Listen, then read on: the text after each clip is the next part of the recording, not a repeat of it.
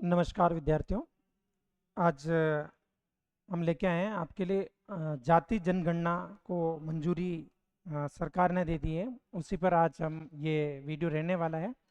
इस वीडियो में हम चर्चा करेंगे कि हमारे जातिगत जनगणना या जनगणना का पिछला इतिहास क्या रहा है, वर्तमान सरकार का पूर्व जो पहले का पर्सपेक्टिव क्या है, वर्तमान में सरकार ने किस संदर्भ में निर्णय लिया और आगामी इसके क्या परिणाम या प्रभाव होंगे, इस पर चर्चा करेंगे हम।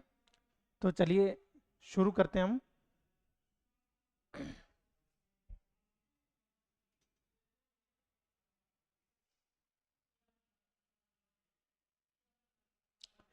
जातिगत जनगणना का जो भारत सरकार का जो है ऐतिहासिक निर्णय है। सरकार ने अभी जो आगामी जनगणना होने वाली है, आगामी जनगणना में जाति आधारित डेटा शामिल करने का महत्वपूर्ण फैसला लिया है।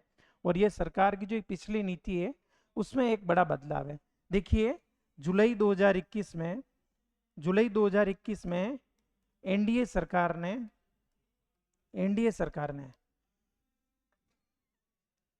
National commission of backward class यानी कि राष्ट्रीय पिछड़ा आयोग की रिकमेंडेशन जो थी कि जाति आधारित डेटा को कलेक्ट किया जाए, संग्रह किया जाए, उसे प्रकाशित किया जाए। लेकिन एनडीए सरकार ने जुलाई 2021 में ये संसद में एक स्टेटमेंट दिया था कि अभी फिलहाल जातिगत जनगणना कराने का कोई निर्णय नहीं है, यानी कि उसे टाल दिया गया था। लेकिन अब सरकार ने कुछ क्या कहते हैं, वर्तमान या भविष्य की संदर्भ को देखते हुए, ध्यान में रखते हुए, कुछ चीज़ों को ध्यान रखते हुए एक ऐतिहासिक निर्णय लिया है। हालांकि इससे पूर्व में एससी एसटी का डेटा लगातार जातिगत जनगणना में कलेक्ट किया जाता रहा।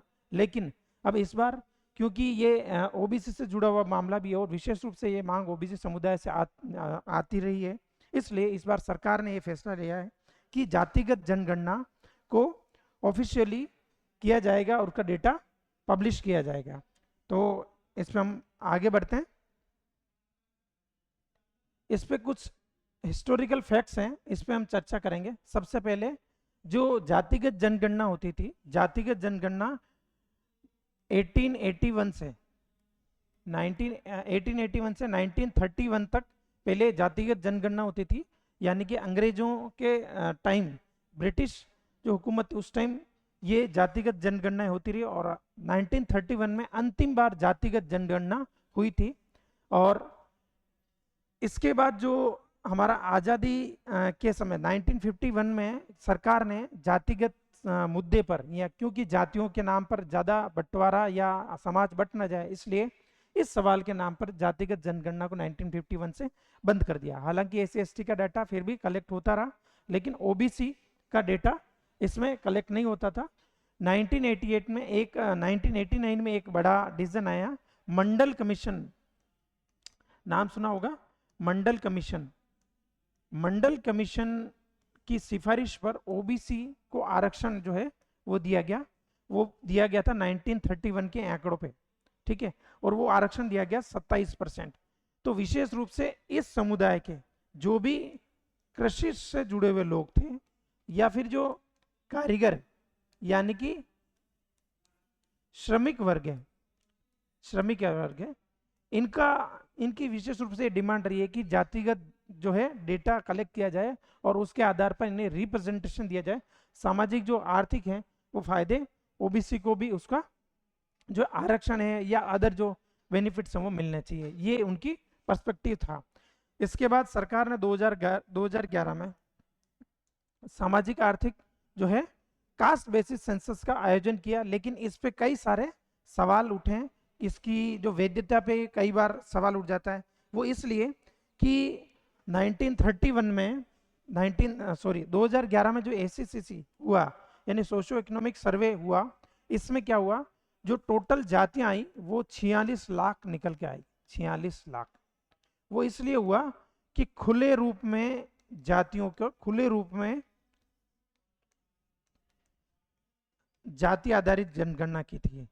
जाति गणना खुले रूप में, यानी कि जिस व्यक्ति से पूछा गया उसने जो बताया वही जाति उसके लिख दी गई। जैसे एक ही कास्ट का व्यक्ति दो तरीके से कास्ट बताई, या प्रोनाउंसिएशन या उसके वर्ड्स में कहीं थोड़ी बहुत भी हेरफेर है तो उसको एक नई जाति दे देगी। तो खुले रूप में स्ट्रक्चर्ड जो फॉर्मेट नहीं था, इस वजह से 46 लाख जातियां सामने आई।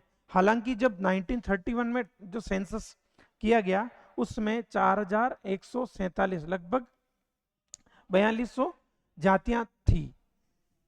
कितनी थी? 4200 जातियां। लेकिन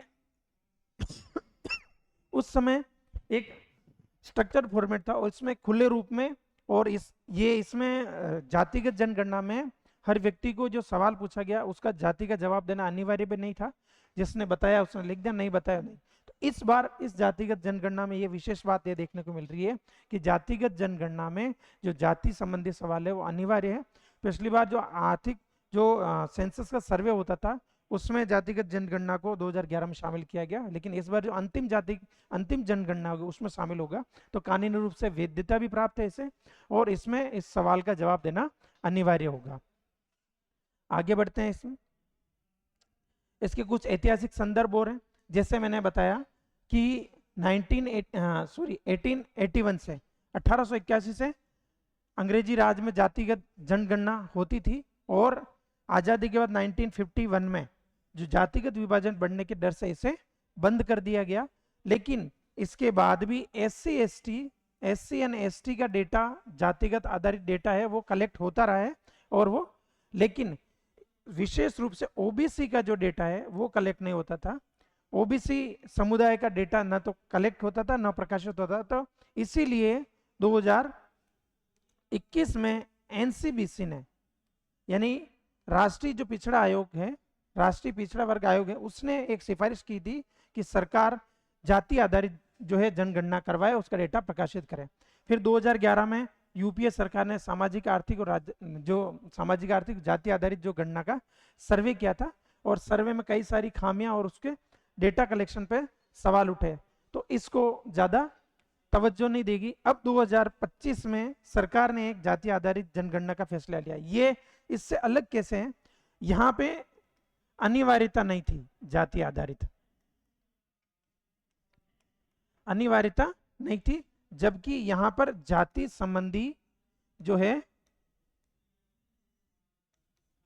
सवाल को अंतिम जनगणना में शामिल कर लिया, और ये यहाँ पे जाति बताना अनिवार्य है, क्योंकि ये कानूनी रूप से इसे वैध कर दिया है। इसलिए इस बार जाति जनगणना में जाति आधारित सवाल है उसको बताना, यानी जाति बताना अनिवार्य हो गया। और ये जो है आंकड़ा सरकार की जो है ऑफिशियल स्टेटमेंट है, ऑफिशियल रूप से इसे एक्सेप्ट कर लिया गया है। इसलिए जातिगत जो जनगणना है उसको कानूनी वैधता देने के साथ साथ ही इस बार जानकारी अनिवार्य रहेगी।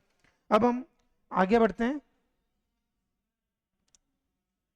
इसका राजनीतिक महत्व क्या है? सबसे पहले तो ये जो फैसला लिया गया है कैबिनेट समिति, कैबिनेट यानी कि कैबिनेट मिनिस्टर, सरकार में कुछ जो महत्वपूर्ण विभाग होते हैं उनके जो मंत्री होते हैं वो कैबिनेट मंत्री कहलाते हैं, और इन कैबिनेट मंत्रियों में भी कुछ महत्वपूर्ण व्यक्ति होते हैं जिनकी एक समिति बनती है और जिसकी अध्यक्षता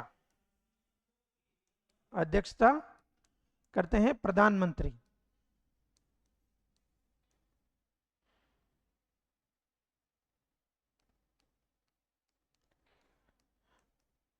तो वर्तमान में प्रधानमंत्री नरेंद्र मोदी जी ने की अध्यक्षता में जाति आधारित जनगणना के लिए कैबिनेट समिति ने की, जो राजनीतिक मामलों की कैबिनेट समिति ने एक जाति आधारित जनगणना को मंजूरी दे दी है।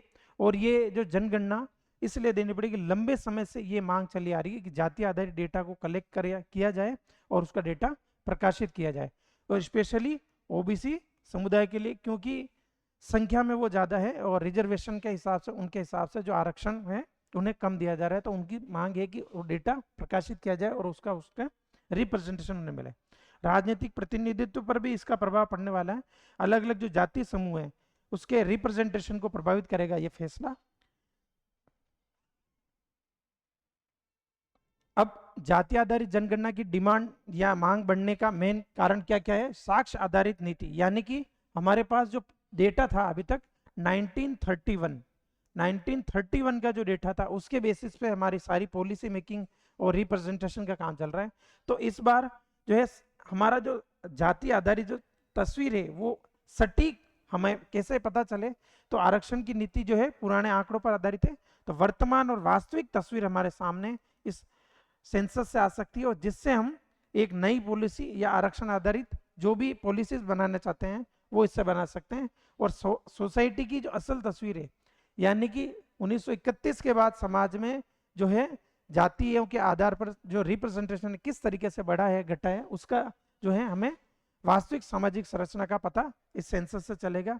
फिर राज्य सर्वेक्षण, अभी हाल ही में कुछ राज्यों ने जैसे बिहार, कर्नाटक और तेलंगाना में जाति आधारित जो है सर्वे किया गया, इससे सियासी नजरिया जो है बदल गया है, पॉलिटिकल जो है अफेयर्स हैं वो चेंजेस आ रहे हैं, और इससे बार बार सरकार पर भी ये एक दबाव था, तो सरकार ने इस पर एक फैसला लिया जाति आधारित जनगणना करने का।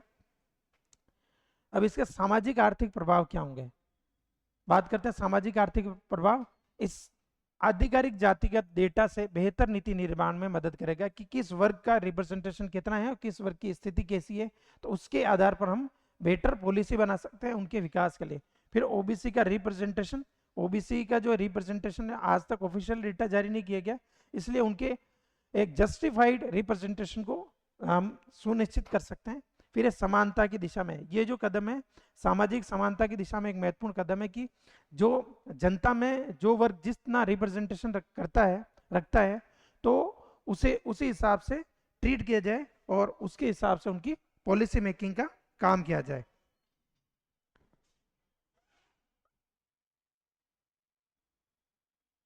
अब इसमें चैलेंजेस क्या है, जाति आधारित जो जनगणना है इसमें सबसे पहले हमारे पास चैलेंजेस क्या क्या है।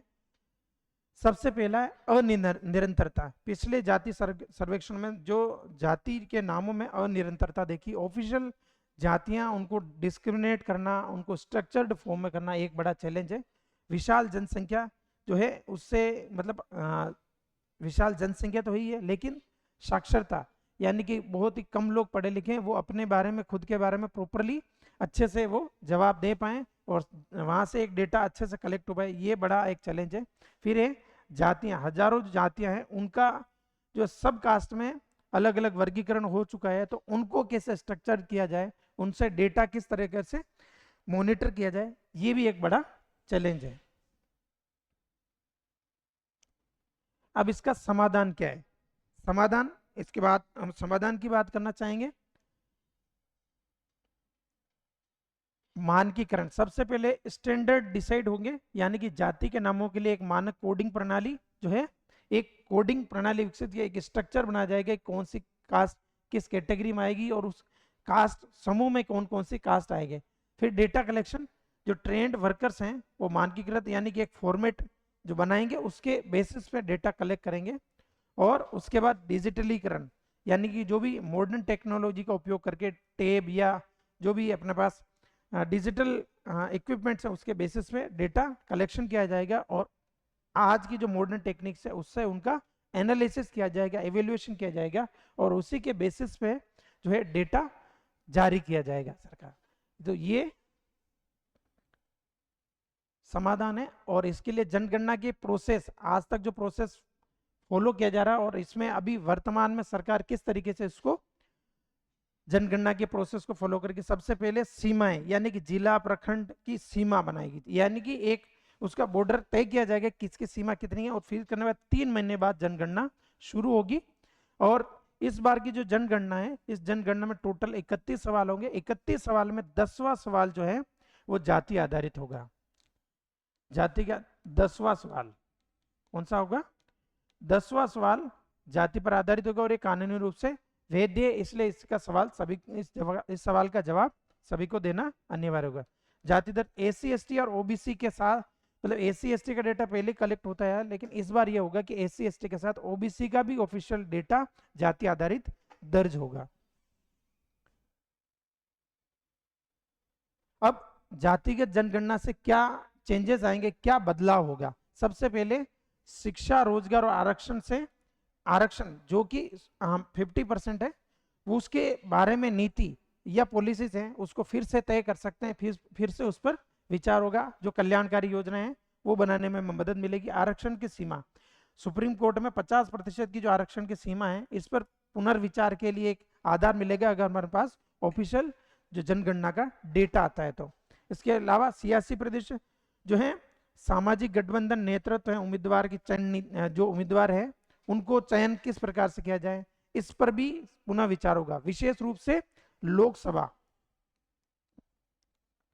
लोकसभा और विधानसभा में सीटों का बंटवारा, उम्मीदवार का किस प्रकार से वहां पर चयन होगा, इस पर विशेष रूप से प्रभाव पड़ेगा। और ओबीसी की जो जनसंख्या है उसका डेटा आने के बाद जो ओबीसी की जो ओबीसी या उससे रिलेटेड जो पार्टीज हैं उनको रिप्रेजेंट करने वाली हैं, उनको विशेष रूप से इस पर ध्यान देना होगा। ये मतलब इस पर इसका विशेष फोकस हमें ध्यान रखना होगा। इसके अलावा इसके कुछ एस्पेक्ट्स और भी हैं, जो सरकार की जो पॉलिसी है और राजनीतिक सीमाएं हैं उन पर भी प्रभाव पड़ेगा विशेष। और इसके अलावा महिला आरक्षण यानी कि विमेन एम्पावरमेंट, महिला आरक्षण, अगर हम महिला इस जाति में महिला आरक्षण पर भी इसलिए प्रभाव कि अगर ऑफिशियल डेटा आए तो रिजर्वेशन इन रिजर्वेशन जो है वो उस पर भी विशेष विचार किया जा सकता है। अगर वो डेटा हमारे सामने आ जाता है तो उनकी जनगणना और उसके सीमांकन पर भी हम विशेष फोकस करेंगे।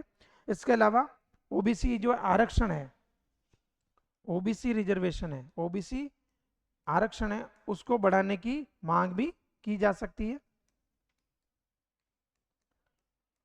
ओबीसी आरक्षण को बढ़ाने की मांग की जा सकती है या फिर इस पर विचार किया जा सकता है। इसके अलावा जातियों में जो है कास्ट बेसिस है उसमें उपवर्गीकरण उपवर्गीकरण उपवर्गीकरण जो कुछ समय पहले मुद्दा आया था, और यानी कि सब जो क्लासिफिकेशन है कास्ट में, कास्ट का जो उपवर्गीकरण है इसको बल मिल सकता है। सरकार इस पे विशेष फोकस कर सकती है, तो हो सकता है सरकार इस पे भी काम करे, तो जातियों में जो उपवर्गीकरण है उस पे विशेष ध्यान दिया जा सकता है। तो इस तरीके से जो सरकार जाति आधारित जनगणना करने जा रही है इस पे विभिन्न प्रकार के वर्ग और समुदाय और पॉलिसी इन पे इम्पैक्ट आने वाला है। बने रहिए आप, और किसी तरह का और कोई डाउट सवाल हो तो आप कमेंट सेक्शन में कमेंट कीजिएगा। मिलते हैं अगले वीडियो में, तब तक के लिए आप सभी को नमस्कार, थैंक यू, जय हिंद।